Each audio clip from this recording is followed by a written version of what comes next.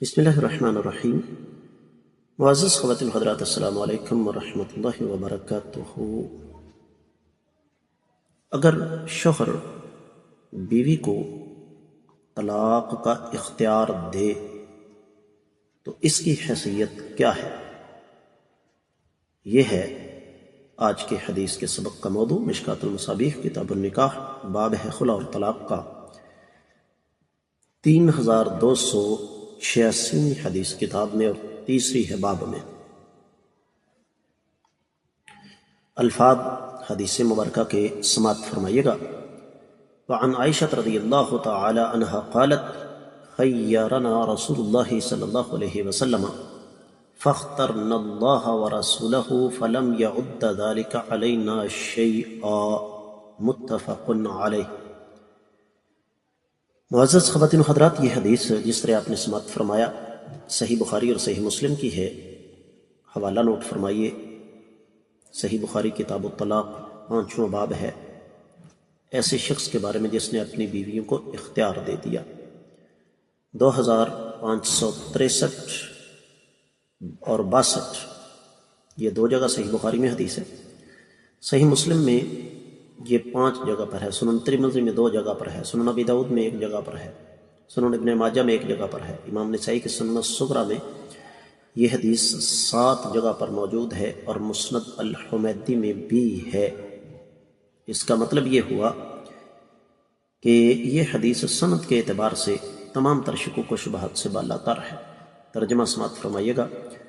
سیدہ عائشہ رضی اللہ تعالیٰ عنہ سے روایت ہے کہ انہوں نے ارشاد فرمایا کہ ہمیں اللہ کے رسول صلی اللہ علیہ وسلم نے اختیار دے دیا، تو ہم نے اللہ اور اللہ کے رسول صلی اللہ علیہ وسلم کا انتخاب فرمایا، اور آپ نے اسے ہمارے بارے میں کچھ بھی شمار نہ کیا۔ معزز خواتین و حضرات، اس حدیث مبارکہ سے یہ پتہ چلتا ہے کہ جب شوہر بیوی کو اختیار دے دے تو اختیار دینے سے طلاق واقع نہیں ہوتی۔ اگر وہ خود کہے کہ میں اپنے آپ کو طلاق دلوا رہی ہوں تو پھر اس میں کوئی حرج والی بات نہیں ہے۔ اور سیدنا علی رضی اللہ تعالیٰ عنہ کا موقف یہ ہے کہ صرف اختیار دینے سے طلاق واقع ہو جاتی ہے، چاہے خامند اس کو اختیار کرے، لیکن درست بات یہ نہیں ہے۔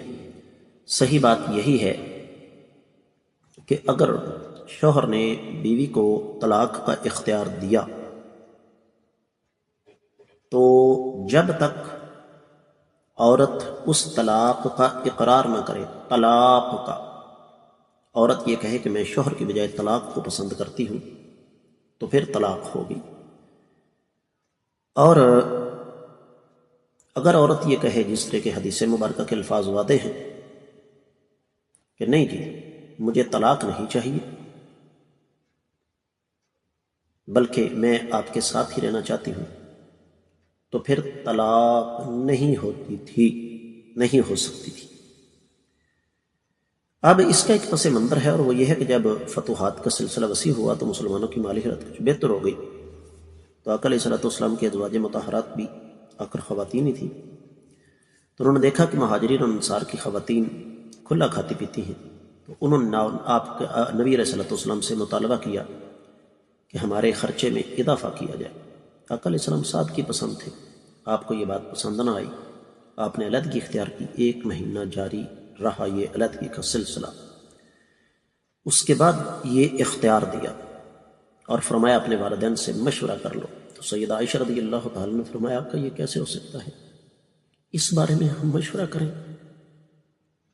ایک طرف یہ دنیا کا سامان جس کی اوقات ہی کوئی، اور دوسری طرف اللہ کے رسول صلی اللہ علیہ وسلم کا دنیا اور آخرت میں ساتھ، کیسے ہو سکتا ہے کہ ہم آپ کو چھوڑ دیں؟ تو اس حدیث مبارکہ سے 2 باتیں ہمارے سامنے آئیں۔